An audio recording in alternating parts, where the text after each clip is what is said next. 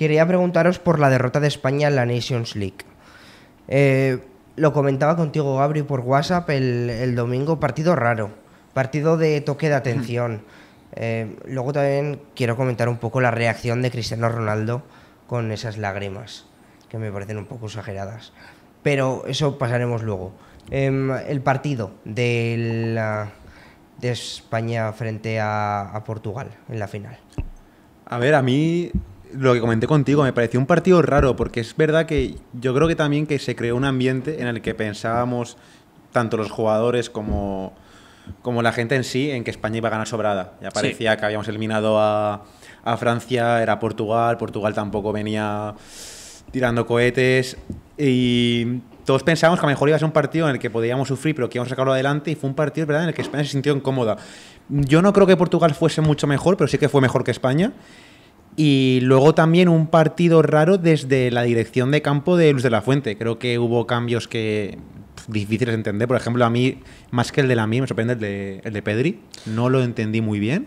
Pero además, porque a mí me da la sensación, volviendo al partido de Francia, a mí me da la sensación de que se te cae el partido, se te rompe en el momento que quitas a Pedri, que es el que te está manteniendo todo el juego. Sí que es verdad que pierdes, para mí, el mejor jugador de la selección, que es Rodri, que no está. Y Sí, que es el que... pero Zubimendi tiene muy buen papel ahí en ese centro del campo. Sí, pero cuando estás quitando al jugador que te mueve el equipo, te hace jugar, no tienes a alguien que te sostenga el partido, y al final juegas contra una Francia que es una selección que te juega al golpe constante y que tu partido se basaba en controlar el medio. Cuando quitas a Pedri, que sigue siendo y es uno de los mejores mediocentros del mundo y tiene una calidad para ser el mejor mediocentro del mundo y dominar ese medio campo, se te cae. Y me da la sensación que una vez más se te cae contra Portugal una vez lo quitas. Isco, yo creo que hace un papel digno de volver a la convocatoria, pero creo que no daba para más. A ver, por partes. A mí el de Francia me parece que se te cae al final porque no sabes gestionar esos minutos finales. Porque eres incapaz con un equipo quizá que peca de esa juventud para lo bueno y para lo malo, que es esa electricidad de saber salir al contragolpe y ser muy incisivo en ataque, no saber cerrar el partido. Creo que el equipo no sabe cerrar el partido contra Francia y por eso te acaban poniendo los elementos de corbata en los últimos minutos. Sí, pero es que yo creo que las dos cosas son verdad, tienen razón los dos. Yo creo que España no sabe gestionar bien los últimos minutos, pero también el equipo se te cae sin Pedri. Y es que me sorprende mucho que el día de Portugal, porque creo que además lo quita antes de tiempo. No me parecía un cambio necesario de decir se está muriendo Pedri en el campo. Y luego un poco más. Al final, eso creo que es un toque de atención que a España le viene incluso bien. Al final, perder la Nations League, pues obviamente nos habría gustado ganarla. Tampoco vamos a ser de esos, ¿no?, de si la ganamos muy bien y si la perdemos no importa. Pero sí que es verdad que es un toque de atención que le viene muy bien, porque España, si no me equivoco, llegaba desde marzo de 2023 sin perder un partido, ¿puede ser? Creo que sí. Y claro, al final, si nos sentíamos invencibles, pues mira, al final no somos tan invencibles, estamos a un año del Mundial y ya está.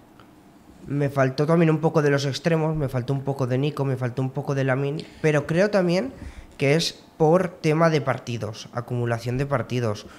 Han jugado al final, no sé, son entre 50 y 60 partidos en la temporada. Han jugado 3 competiciones y venían de jugar la Eurocopa.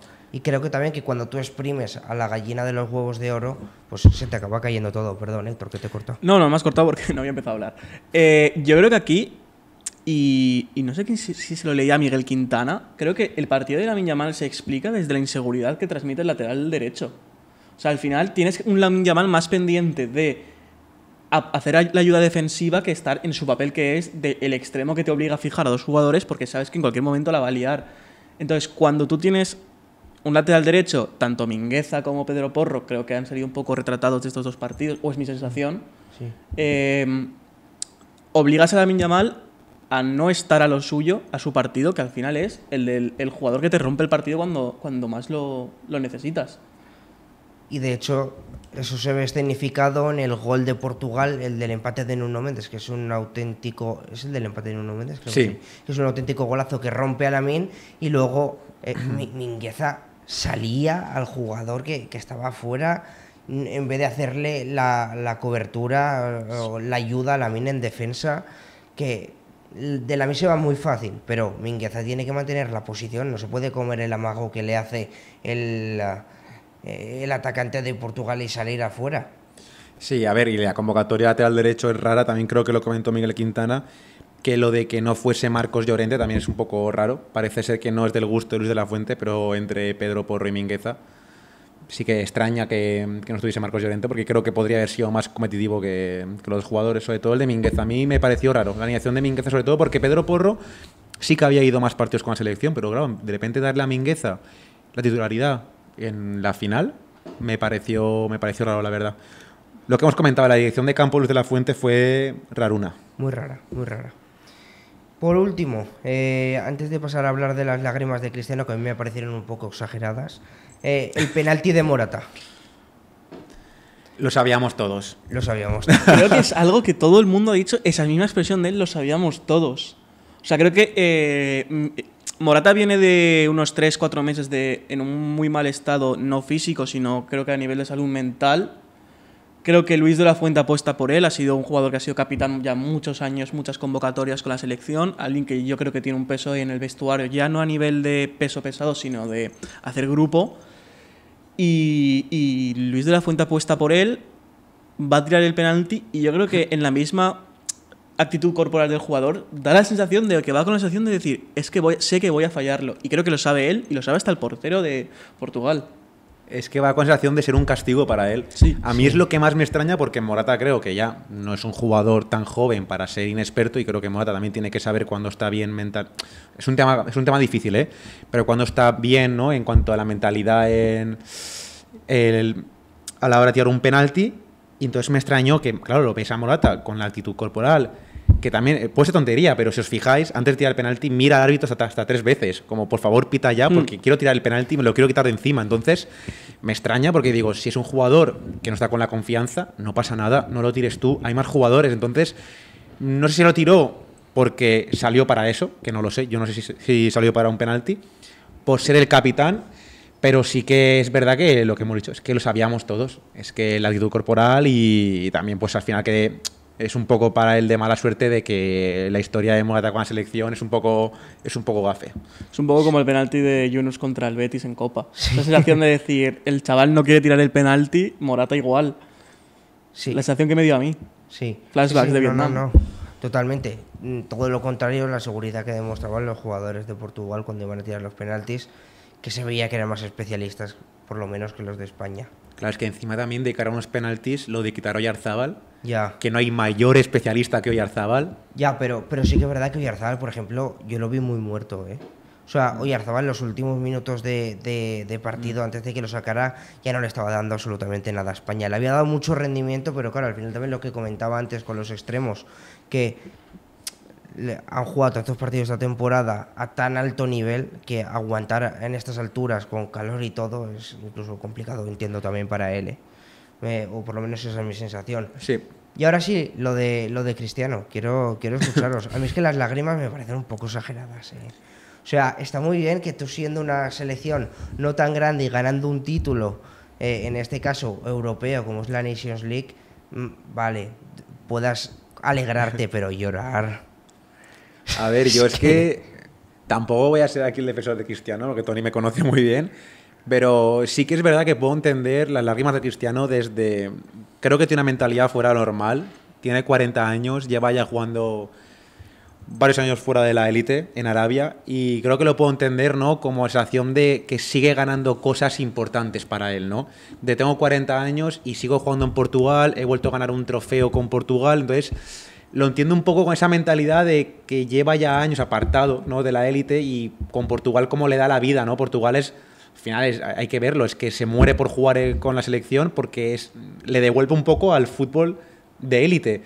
Entonces, pues llegar a la Final Four, meter 2 goles, acabar la Nations League, si no me equivoco, con 8 goles en 9 partidos y levantarla, es un trofeo menor, pues sí que lo puedo entender desde la mentalidad de un jugador de 40 años que sabe que se va pagando poco a poco y que puede ser su último trofeo menor, pero su último trofeo con Portugal. Yo estoy un poco contigo. Creo que puedo llegar a entender las lágrimas de Cristiano desde el punto de vista de un jugador que a nivel individual y a nivel clubes lo ha ganado absolutamente todo. que con Portugal tiene esa Eurocopa, que por cierto, la final se la pierde prácticamente entera, se lesiona al principio y no puede jugarla. Y yo creo que es un poco como esa espina que también a nivel comparativo se tira entre él y Messi. De Messi ha ganado un mundial con Argentina, lo ha ganado todo con Argentina. Cristiano el mundial no lo tiene. Y también yo creo que es ese punto de lo que dice él, es un jugador que tiene 40 años, sabe que ya el cenit de su carrera ya ha pasado, ya no le quedan muchos grandes bailes y al final es ganar un título con la selección de tu país. Y yo sí que entiendo sus lágrimas, que por cierto, Cristiano, futuro dueño del Valencia, futuro jugador. ¿Queréis abrir ese melón de las magufadas de Twitter? No. Ese es de Porque chiringuito encima ahora jugadores. se ha pusto de moda en Twitter que la gente empieza a poner barbaridades. Ah, sí. Y todos tienen información, Tony. Todos tienen. Todos son periodistas. Ahora todos son periodistas. Y todos van de tapados. El jugador tapado que va a vender muchas camisetas y no sé qué. Es que iba por eso. Eso lo he leído yo. Iba por eso. Por favor, Sí, O sea, sí. por favor, que a mí me pone a morir, Pero bueno, Pero la gente sigue el rollo. Hombre, que se La gente sigan quiere el ilusión. rollo. Sí, tiene ilusión. Cualquier día me invento yo algo también. Por favor, Gabri, suéltanos tu exclusiva por aquí. Es exclusiva. Tú. Yo no sirvo para eso yo. Bueno, dejamos aquí, si os parece, el tema de la selección. Sí. Creo que poquito más hay que comentar. Tampoco hay que hacer una bola muy grande de esto. Al final es la Nations. No es que me dé igual, pero bueno, en el fútbol se aprende o se gana, ¿no? Que se suele decir. Y en este caso, ¿qué frase de Mr. Wonderful acabo de decir? Pero pues eso, a ver, al final supongo que habrán aprendido. Sí, no, y también por acabar ya con el tema de la selección, yendo a la sub-21, también me parece destacable comentar que tiene 4 jugadores y el otro día fue Javi Guerra capitán, solo que empezaron con mal pie porque perdieron 1-0 contra Ucrania. Y nada, apetecía comentarlo porque, aunque en la selección no tengamos ningún jugador, porque por desgracia José Luis Gallá ya no va, tenemos 4 en la sub-21 y titulares. No, yo para cerrar creo que también nos tenemos que quedar con que es mejor un toque de atención y un baño de humildad en la Nations League a que te toquen unas eliminatorias tal cual. del Mundial. Creo que sirve para aterrizar un poco la situación, de dar un toque de atención a los jugadores. Creo que la dinámica que tuvimos en la Eurocopa era arrolladora, esa sensación de superioridad era increíble. Creo que contra Portugal... Creo que realmente el primer toque de atención es contra Francia, de decir, cuidado con una selección como Francia, que tiene tantas cosas que como se despistes media hora te la puede liar. Lo que pasa es que como has metido 5 goles antes, es muy difícil que te remonten y aún así acabas pidiendo la hora. Y contra Portugal es lo mismo. Portugal parece que no, pero a mí me da la sensación de que, oye, no es quizás candidato a ganar el Mundial, pero oye, que tiene sus cartas para jugar y que puede ponerte en un compromiso en unas eliminatorias, ¿eh? Sí, y ya por acabar, que nos vamos liando. No. O sea, pero podéis extenderos, si retrocedemos atrás, también se puede decir toque atención el día de Países Bajos, de Holanda, realmente.